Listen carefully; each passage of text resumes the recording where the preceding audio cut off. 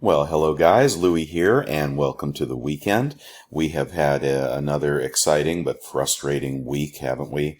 Here's a chart of silver, and we are sitting at 23.82. We just can't seem to get above the 24 range. Gold has also pulled back. Let's take a look at that chart. And there we go, gold can't seem to get above the 1800 or 1802 level. So I think we're stuck in this range for a while. As you know, I like to look at the gold to silver ratio, which I think is truly the relevant thing. If you are investing in silver, and hopefully you still are, I haven't given up on it.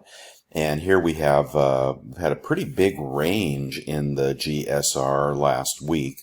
Let's see, that's 1 day. No, let me go to 1 week. Yeah, so we're down around 73.81 on September 7th, and we finished the week over 75 again. In my mind, that makes silver cheap again in relation to gold. I don't care as much about fiat because fiat is transitory and all fiat currency ultimately fails. You'll see that as I go through the more of the history of silver. But yeah, so we're at another good buy point for silver with a GSR of 75. If you want to take a look at a longer shot on the GSR, you'll see that really a lot of resistance at 78. So I would say that would be an ultimate buy point, 78, 79. If silver got that cheap in relation to gold. But right now, I think the markets are undecided whether the economy is improving or the economy is about to go into recession. Certainly interest rates remain fairly muted, and we're just kind of in a holding period until we find out what we're going to be when we grow up, right? So yeah, I think you could do some buying here, in the 75 GSR ratio, or you could wait a little bit and hopefully that you'll get another break to find silver in the 23, low 23s, high 22s. That could all happen. All right, so that's what's happening in the market. What new products are available? Let's take a look. All right, I don't know if this appeals to you, but we have another release in the Egyptian God series. This is number 6. Boy, I couldn't tell you the previous 5. I know I have a couple of them, and they are usually very well done rounds.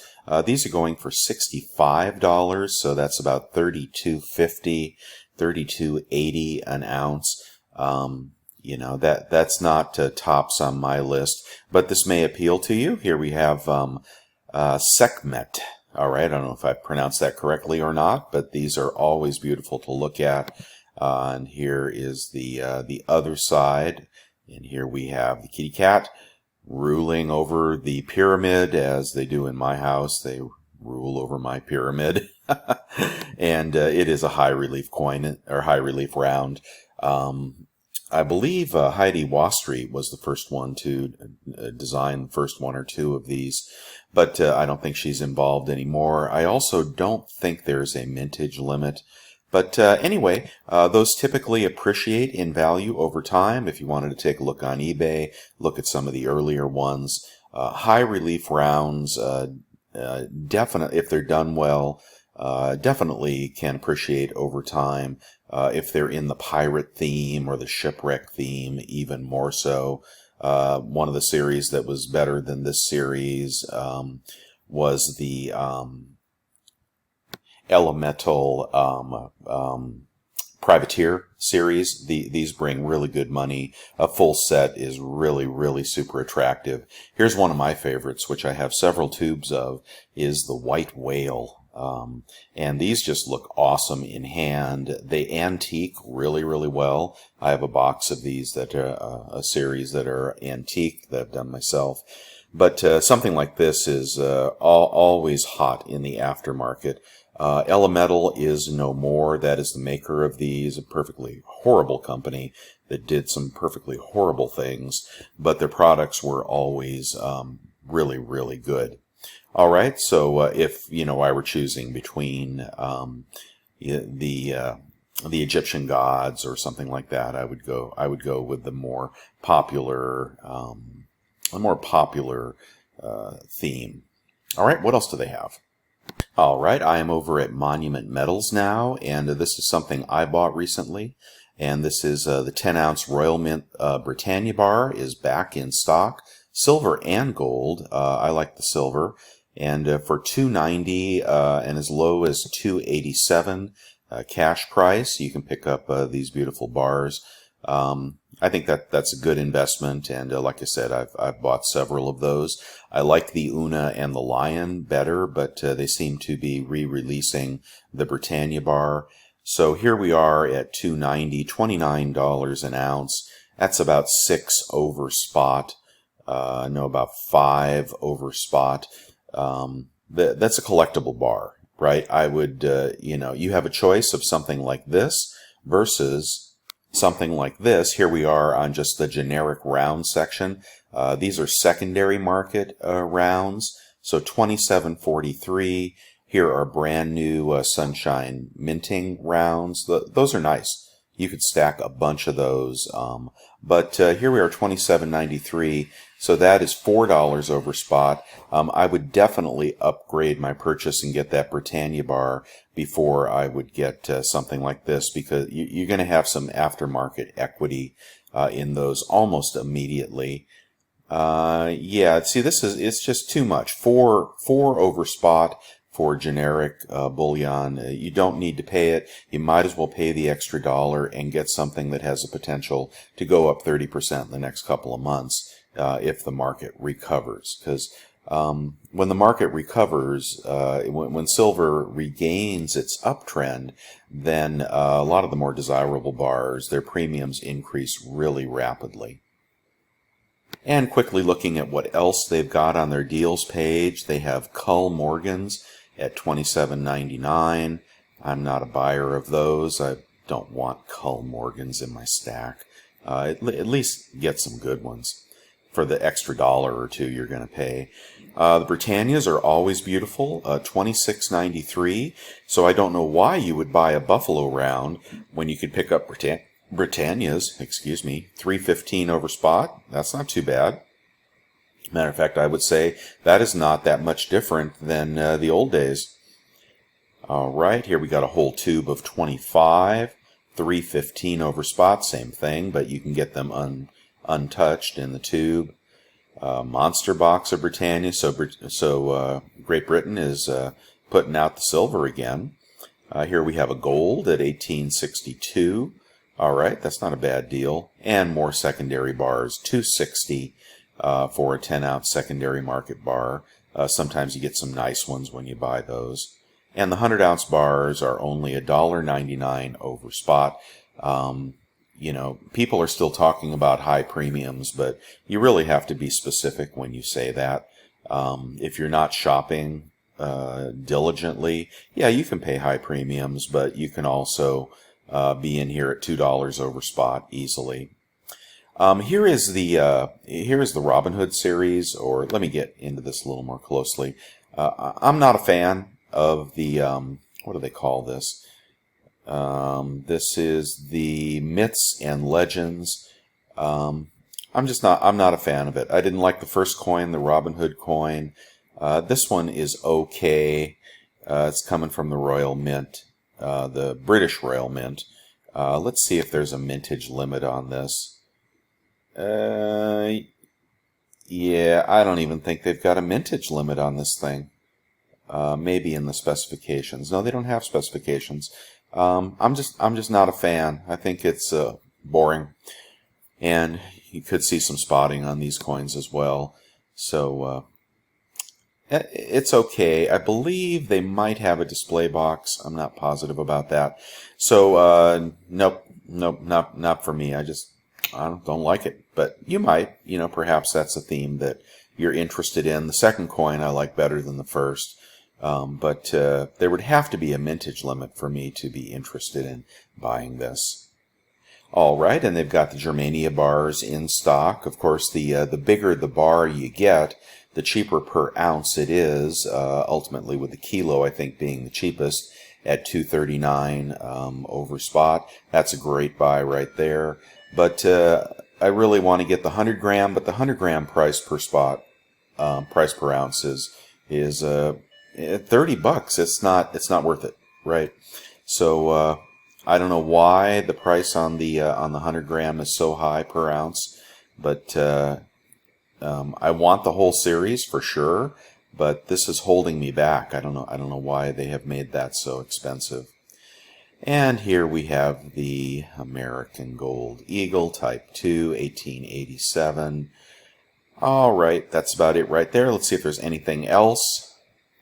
Oh, is that the new Kookaburra? Oh, that's the Platinum. Yeah, I see. And I know the Lunars are out. I'm passing. The Kooks are out. I'm passing. Koalas are probably out. I'm passing. The Perth Mint has their mintages are too high to make their coins investable anymore. Here we've got the Queen's Beast Completer, $30 an ounce. That's a good deal, although they have made a bunch of those, I think. And what else? Here we've got some foreign bullion. Here's 1,000-ounce bar. Hope nobody ever bought one of those. See what a bad deal that would have been to buy one of those for 40 grand. All right, and here is the Type 1. Last production sealed Munster box. So you can get a whole box of the Type 1s at $17.35. That'd put that at about $35 an ounce for the Type 1 Silver Eagle. Clearly more collectible than the Type 2. I just bought my first Type 2 BU Eagle. It's coming along with some other coins I purchased recently. So I get my first look at it, although I doubt I'll like it much. And here we have some tubes of Barbers. Well, I won't get into the junk. Yeah, nothing else here. That the calendar round, that's pretty nice. I'd buy that over the Buffaloes.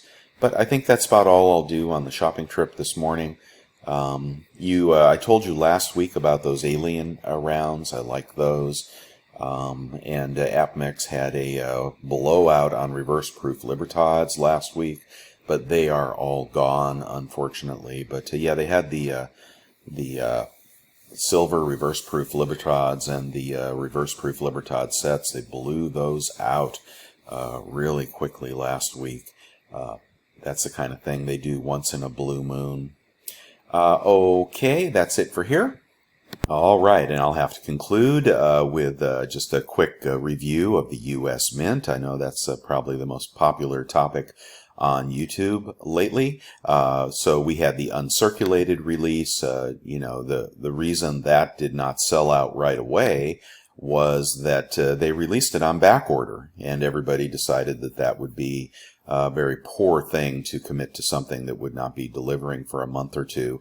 But I see from my order that the back order has been switched to processing, and the coins have sold out. And there is a demand for this coin at this moment. It's not as much as the proof coins, the West Point or the San Francisco, but there's a demand for this. It's holding its own, and if you have an order, I would not cancel it. I'm keeping mine, and they are at this point basically on remind me status. But anytime they release something in the first second into back order status, it's going to confuse the market. That's what happened here. But I do believe there is demand for this coin, and it'll have a modest return in the aftermarket. All right, you already know about this, but if you don't, and even if you don't think too much of the U.S. Mint, you definitely want to pick up on Monday morning at 9 o'clock Pacific time, the 2-coin designer set. It is one of the bigger no-brainers of the year.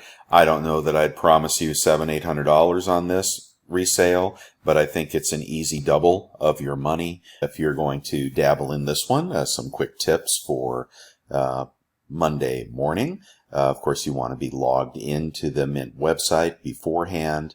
And make sure your account and your credit cards are all up to date.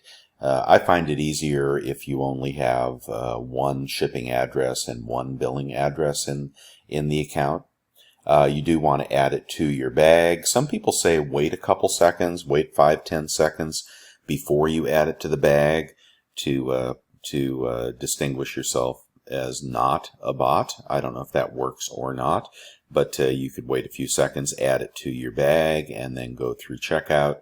The credit card information will populate automatically if you just give it a couple of seconds. So don't start typing in retyping your credit card information over and over again. You really don't need to. It'll come back up. And of course, go through the process. Do not give up. Do not press the back button. If you do get a glitch and you get an error message, you just go right back to your cart. Your product will probably not leave your cart, so you're basically just going back through the checkout status. I would not take it out of your cart, add it back to your cart, nothing like that. Just continue to check out until the system stops glitching, and hopefully you'll get your order in. If not, well, recognize there are going to be hundreds of thousands of people wanting this set because it's instant profit. So don't be sad if you don't get it, but if you do, it'll be a real stunner, and definitely have lots and lots of built-in equity. Could even be a triple of your money, and certainly dealers will be buying it. Everybody will be buying this set. So I do wish you luck on that. I did hear a recommendation recently to use gift cards to try to avoid the morass of the credit card checkout process. I may have been the one that even started that rumor a couple of years ago. And after having tried that thoroughly for some time now, and I have friends that have tried that, I have proven to myself that it does not work. And I won't go into the details, but there is no advantage to using using gift cards. If I say credit cards, I apologize. There's no advantage to using gift cards in this process. They process no more quickly than your credit card will. PayPal, I doubt that there's any advantage to using PayPal either. The glitch is at the U.S. Mint side. Okay, it's not with the payment processing. It's something the U.S. Mint is doing before they release it to the order fill the order. That's what I've seen over time. That no matter what you do, the conflicts that arise are generated at the U.S. Mint. I've always thought that has something to do with the simultaneous online and telephone-based ordering system, and somehow they have to reconcile those before they can just fill all orders. So I think that's what's going on. I think it's all behind the scenes at the U.S. Mint, and they have no intention of fixing that. It's unless they want to give up with telephonic ordering, which they probably should. I think things could work a lot better if they did. It'd be a more normal website. Just my opinion, and I could definitely be wrong. But those are my couple of tips, and I wish you luck on Monday. Hope you have a great week, and I hope silver does well next week. All right, guys, Louie out.